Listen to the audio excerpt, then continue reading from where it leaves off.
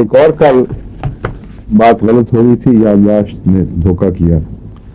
میں نے آپ کو بتایا تھا کہ پاؤں اگر سوجے ہوں اور ٹخنوں میں پرانی تکلیف ہو تو اس کے لیے ایکویزیٹم ہے. ایکویزیٹم گھٹنوں کے لیے اور ہپس کے لیے ہے، ٹخنوں کے لیے نہیں ہے.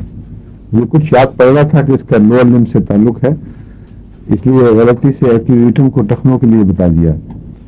ٹخنوں کے لیے ایک اور دوائی ہے جو بہت کم استعمال ہوتی ہے لیکن بہت طاقتور ہے، اور وہ ہے اسٹرونشیم کارب. جو علامتیں میں بتا رہا تھا وہ ٹخنوں کے سلسلے میں اسٹرونشیم کارب میں ملتی ہیں.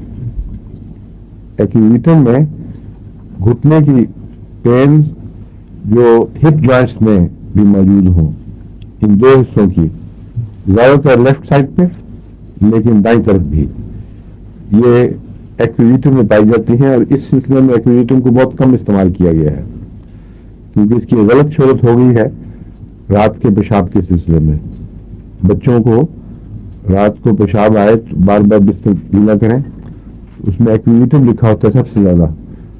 اور میرے تجربے میں جو کبھی بھی اس کا کوئی خاص فائدہ نہیں ہوا، شاذ کے طور پر کبھی ہو جائے تو معلوم ہوتا ہے وہ مختلف کلائمیٹس میں جو تجربے ہوئے ہیں ان کے مطابق بعض ملکوں میں یہ ایکویزیٹم فائدہ دیتی ہوگی، لیکن جوائنٹس میں اس کا فائدہ ہے، نچلے حصے میں خصوصاً گھٹنے میں.